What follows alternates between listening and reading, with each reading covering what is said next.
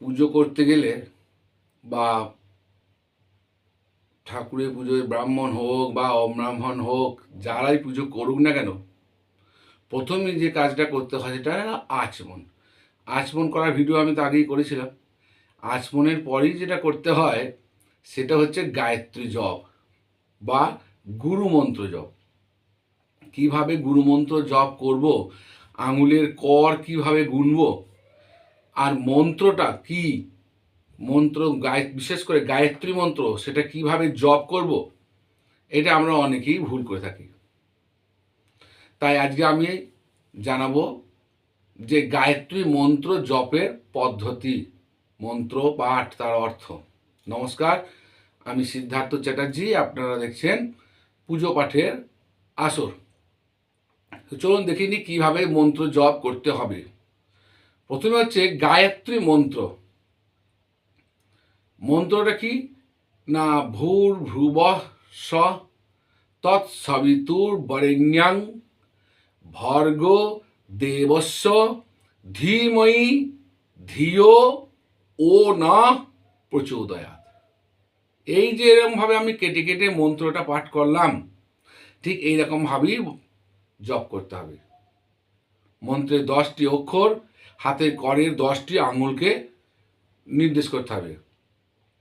জপ কীরকমভাবে করব না, অঙ্গুষ্ঠ আঙুলের এই অঙ্গটা দিয়ে, নখ ঠেকবে না, আঙুলের অঙ্গটা দিয়ে আঙুলের এই যে পর্বগুলো আছে, এই যে পর্বগুলো আছে, পর্বের মাঝখান স্পর্শ করে জপ করতে হবে। যে পর্বে যে দাগগুলো আছে, দাগে গিয়ে ঠেকলে হবে না। পর্ব যেটা, অর্থাৎ দুই পর্বের যে মধ্যবর্তী স্থান, সেই স্থানটাকে স্পর্শ করে জপ করতে হবে।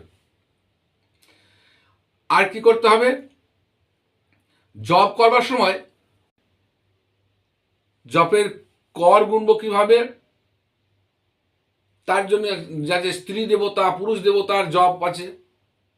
স্ত্রী দেবতার ক্ষেত্রে, পুরুষ দেবতার ক্ষেত্রে জপের যে বিধি, কর গণনা, সেটা প্রথমে হচ্ছে মধ্যমা অনামিকার মূল পর্ব, মধ্য পর্ব, দক্ষিণ বৃদ্ধাঙ্গুষ্ঠ দিয়ে ধরতে হবে মূল পর্ব, তারপরে অন্তিম পর্ব, তারপরে কনিষ্ঠার অন্তিম, মধ্য, অগ্র, অনামিকার অগ্র, মধ্যমার অগ্র, তর্জনীর অগ্র, মধ্য এবং অন্ত।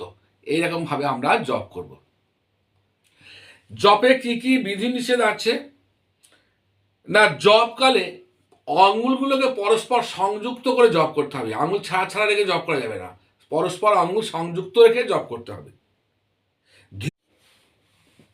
দেখুন, এইটা হচ্ছে আমার হাত, এরকমভাবে হাতটা রেখে এই যে বৃদ্ধাঙ্গুষ্ঠার পর্ব দিয়ে প্রথমে অনামিকার মধ্য পর্ব, তারপরে মূল পর্ব, তারপরে কনিষ্ঠার মূল পর্ব, মধ্য পর্ব, অগ্রপর্ব, অনামিকার অগ্রপর্ব, মধ্যমার অগ্রপর্ব, তর্জনীর অগ্র, মধ্য এবং মূল পর্ব। এই গণনা করলে 10 বার গণনা হয়। এইরকমভাবে গণনা করে